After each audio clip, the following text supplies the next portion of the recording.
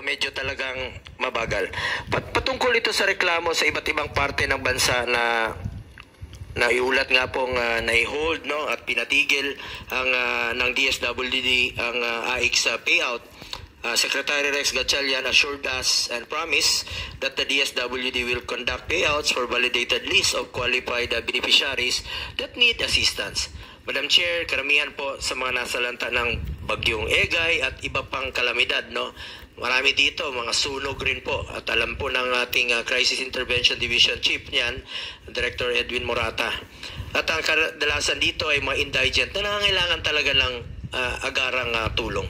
Ang sinabi ni Secretary Gatchalian, just submit the list and the DSWD will pay them out.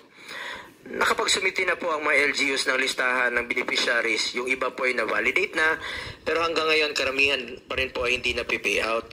Ano ba ang plano nyo po dito? Ilang beses na natin pinapollow up. Hindi ko alam kung bakit kailangan magmakaawa ang mga beneficiaryo na makatanggap ng tulong mula sa DSWD. Mandato naman ito ng DSWD na tulungan po ang in-crisis at mga nangangailangan. Mandato po ng DSWD na tumulong ng walang pili. Kaya nga po nating tinawag itong AIX, Assistance to Individuals in Crisis Situation.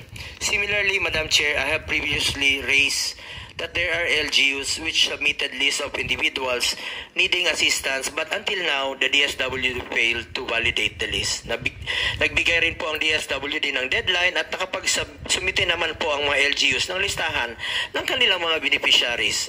Kailan ho ba ito bibigyan ng ayuda mula sa AIX ang listahan ng qualified beneficiaries na naisumite naman sa inyo sa deadline na kayo mismo ang nag-set?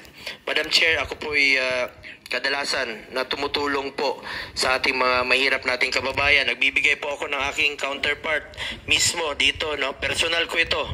Hindi po ito mula sa DSWD, yung mga grocery packs, akin po yan, pagkain, pinapamerienda ko sila, pananghalian, vitamins, mga face mask.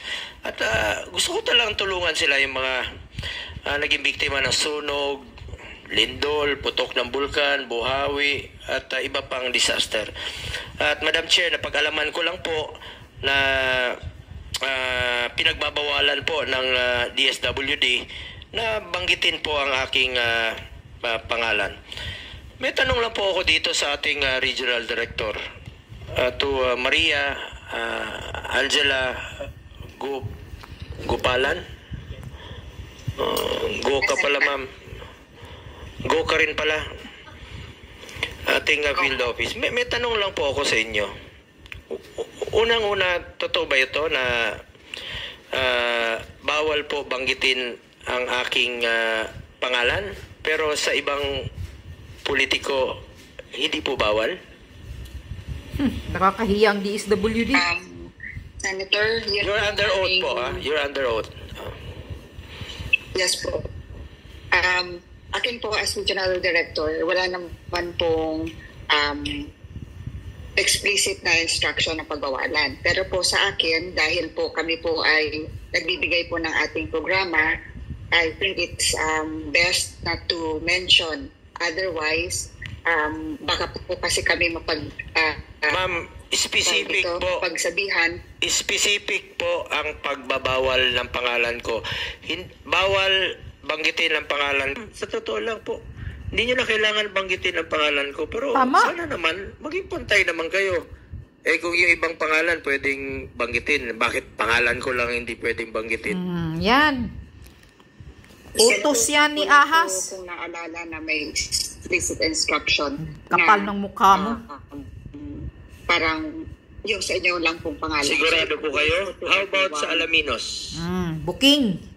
Wala kayong inutusan sa Alaminos? Booking ka, madam. Empleyado nyo po sa DSWD sa Alaminos. Wala kayong inutusan doon? Hindi kayo nag-conduct ng briefing? Sinungaling ka. Director ka pa naman pala.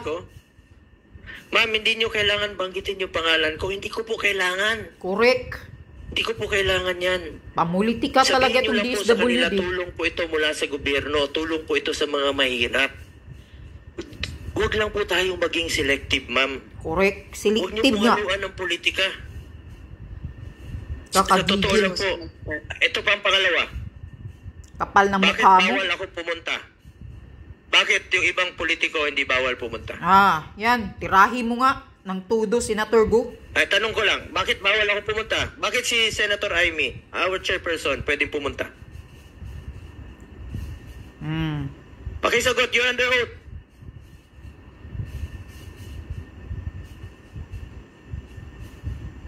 Tamimi. Hindi niya masagot, Madam Chair. Kasi mga sinungaling. Pangatlong tanong ko, Tirahin Pera ng niyo ba tudo yan? yan. Pera nyo ba yan? pera ng taong bayan yan, ma'am. Kapal ng mukha Hindi niyo ninyo. po pera yan. Gigil talaga ako sa DSWD mga... Just be fair with us. Pinaglaban namin ang budget ninyo. Panahon pa ni dating Pangulong Duterte. Alam nyo, during the time of President Duterte, walang pinipili.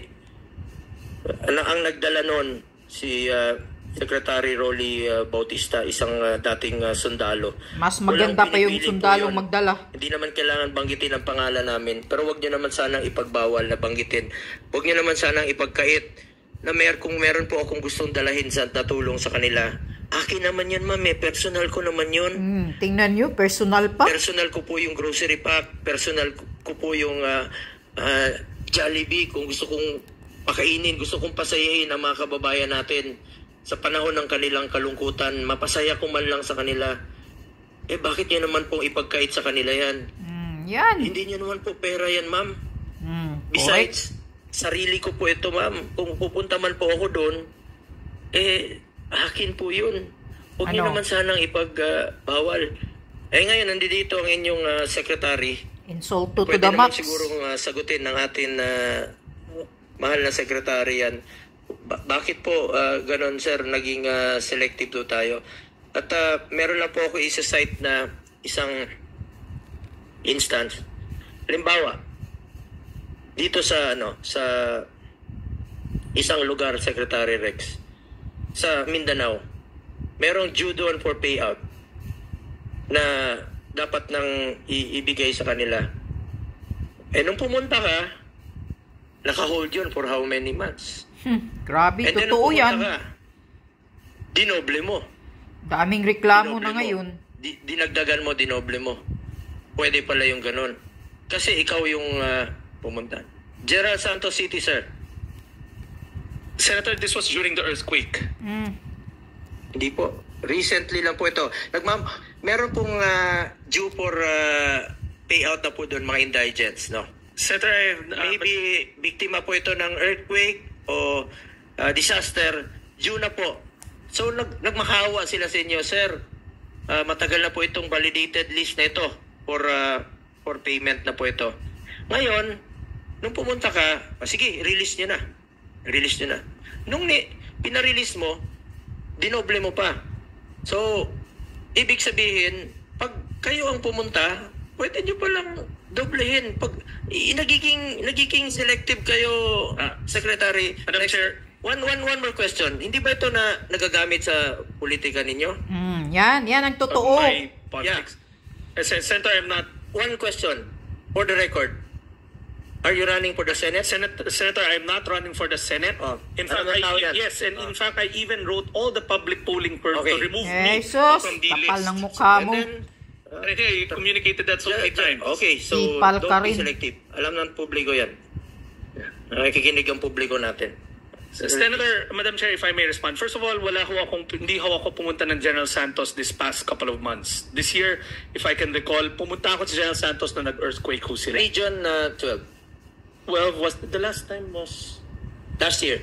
last year, late Yeah, last year. ho. last year. Yes, late last year, if I'm not mistaken. Yun pa nga yung September na mga Senator, listahan. Yun pa yung September na listahan. Ang tagal na, validated list na siya. Nagmamakaawa sa inyo from August, July, August, September, hanggang umabot na lang ng...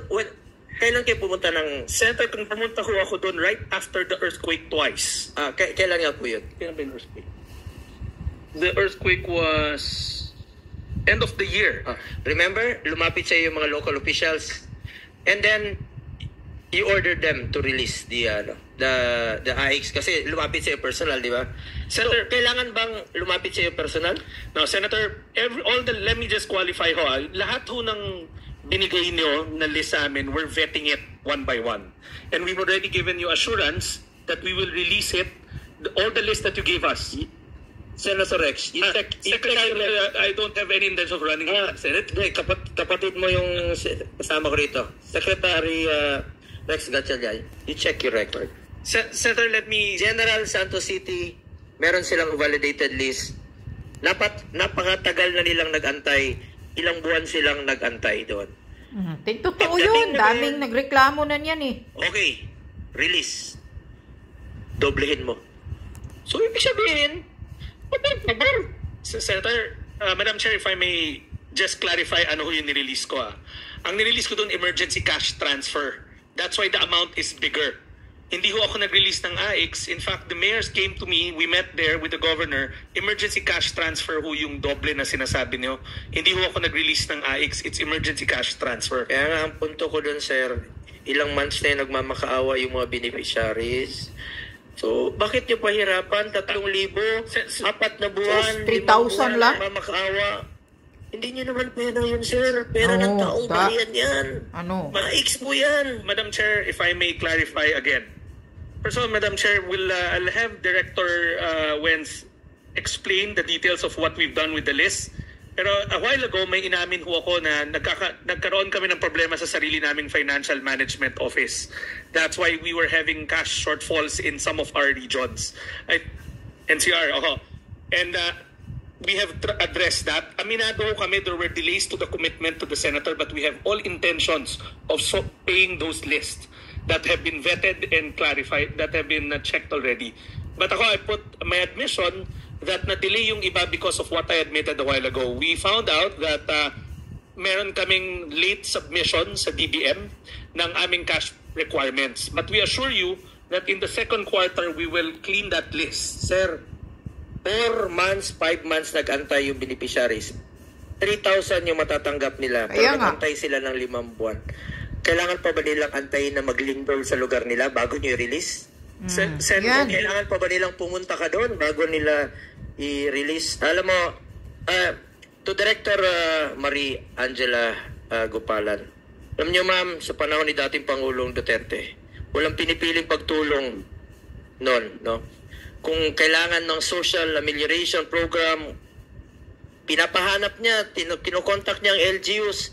Dapat walang duplication, walang iiyak na walang mabibigyan. Walang pilian, walang halong politika yan. Lalong-lalo na po sa panahon ng pandemya. Makakatanggap ng ayuda. Walang politika noon. Alam ni Senator Jaime yan. Dahil siya po ang chairperson ng social justice nung panahon yon. At ma'am, kahit na si Ma'am Jaime, meron po siyang kanyang sariling initiatives or amendments. Kung ano po yung kanyang gustong ito patulungan at ng mga lugar, panahon ni Pangulong Duterte, walang bawal sa kay Senator Marcos. Lahat po'y pantay-pantay. Walang bawal kay Senator Joel Villanueva. Walang bawal kay Senator Angara. Walang bawal kahit kay Senator Hontiveros noong panahon yun. Binibigay po sa kanila dahil tulong po ito sa mga mahirap nating kababayan. Alam po yan ni Senator Jaime. Even during the last few months ng administration ni Pangulong Duterte, lahat ng ni-request ni Senator Jaime Marcos, ni-release po ng administrasyon ni Pangulong Duterte. Bakit ngayon pinipili?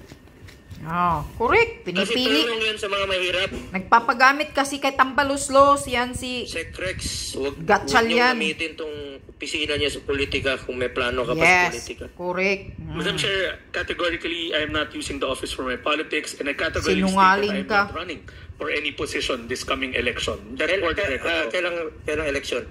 This election, I'm not running for any public office this coming 2025? election. Yes. But I'm not running for this coming election. It's a first time in 18 years. How about 2028? In 18 years. But